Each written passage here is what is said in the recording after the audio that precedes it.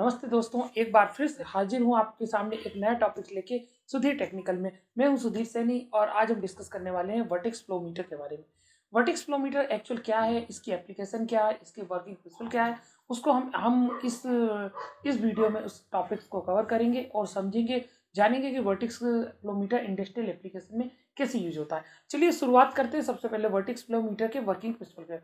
Vertex flow meter Carmel vertex के street के theory पे आधारित है। एक्चुअली वर्टेक्स का मतलब होता पानी में भंवर उठना।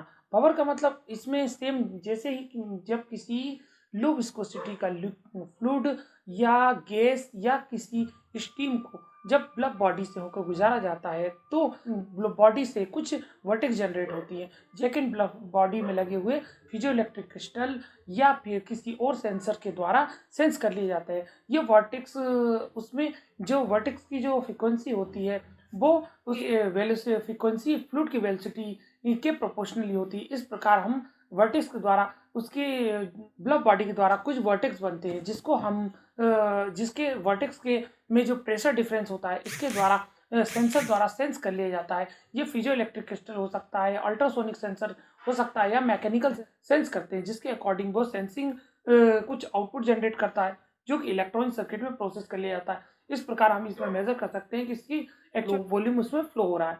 ये इसका वर्टेक्स का प्रिंसिपल है जो हमने जाना।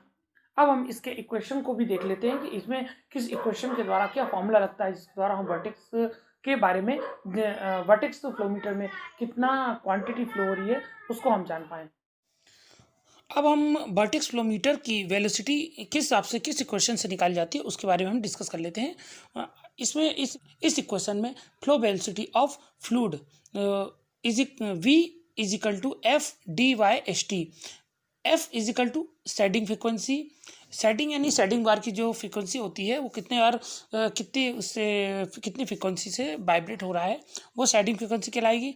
D diameter of bulb body की जो फ्रंट में जो डायमीटर होगा वो ब्लब बॉडी का डी कहलाएगा। S T Strouhal number, ये ratio between the bulb body diameter and vertex interval और ब्लब बॉडी के बीच का डायमीटर और ब्लब के वर्टेक्स के इंटरवल जो पर्टिकुलर उनके बीच में जो इंटरवल्स है वो स्ट्रो हॉल नंबर कहलाता है।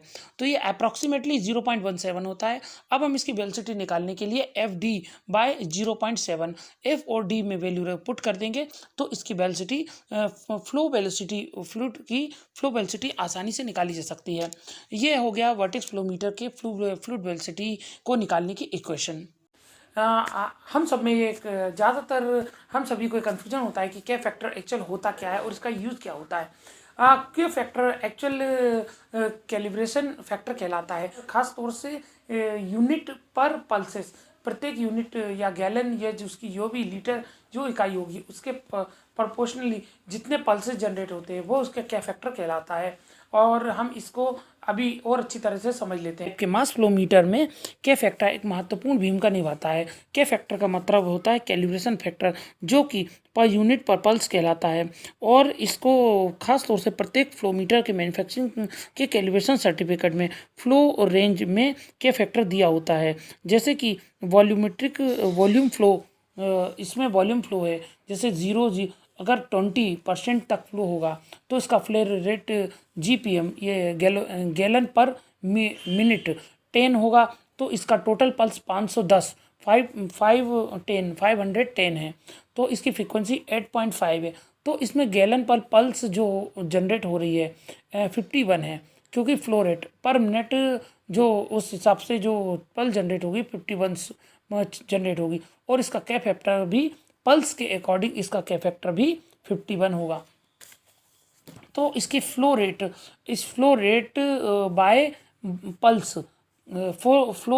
पल्स का जो डिफरेंस प्रोड्यूस होता है वो उसका के फैक्टर कहलाता है। जैसा कि ये सारणी में दिया है 40% है और इसका फ्लो रेट है 20 है, इसका फ्लो रेट 20 है तो 1025 और इसकी फ्रीक्वेंसी 17.08 हर्ट्स है। तो इसमें 20 का जो इसमें डिवाइडेशन किया जाएगा तो 51.25 आएगा। तो ये जो के फैक्टर है, ये पल्स है 50.25, ये इसका जो कैलिब्रेशन फैक्टर है 51.25 आएगा। इस प्रकार ये पूरी इस टेबल में दिया हुआ है। इस हिसाब से हम इसके के फैक्टर को डिसाइड करते हैं, वो देखते हैं। ये इसका बहुत आसान तरीका है कि जिसके द्वारा हम इसके के फैक्टर को पल्स पर गैलन है। तो इस अब हम वर्टेक्स फ्लो मीटर के एडवांटेज और डिसएडवांटेज के बारे में भी जान लेते हैं। सबसे पहले इसमें कोई भी मूविंग पार्ट नहीं होता है, और सेकंड इसमें इसके अब हम इसके एडवांटेज के बारे में भी जान लेते हैं। इसमें कोई भी मूविंग पार्ट नहीं होता है। इसमें इसको वाइंड रेंज में भी इसका कैलकुलेशन किया जाता है। इसमें एक्यूरेसी भी काफ़ी अच्छी होती है। ये इसमें गुड रिलायबिलिटी होती है, हाई एक्यूरेसी होती है, लो पोल्यूशन होता है। ये इसका एडवांटेज है। इसके डिसएडवांटेज भी हैं, जैसे कि इसमें हाई फ्लो रेट की ज़रूरत होती है। कम फ्लो रेट रहेगा तो एक्यूरेट तरीके से फ्लो मेज़र नहीं कर पाएगा। इसके अलावा इसमें जो पाइप्स सेक्शन होता है वो एकदम स्ट्रेट पाइप होना चाहिए। और इसके अलावा अगर इसके क्रॉस सेक्शन 300 mm से ज़्यादा होगा तो फ्लो मीटर प्रॉपर वर्क नहीं करेगा। इस प्रकार आज हमने वर्टेक्स फ्लो मीटर के बारे में जाना, समझा कि ये कैसे वर्क करता है, इसके एडवांटेज डिसएडवांटेज क्या होता है, क्या फैक्टर क्या होता है। और मेरे इस वीडियो को लाइक कीजिए, सब्सक्राइब कीजिए, कमेंट जरूर कीजिए। और इसी टाइप के अच्छे वीडियो जाने के लिए सब्सक्राइब करने के बाद बेल आइकन जरूर दबाएँ, ताकि आपको time to time knowledgeable video मिलते रहे। Thanks for watching. जय हिंद, जय भारत।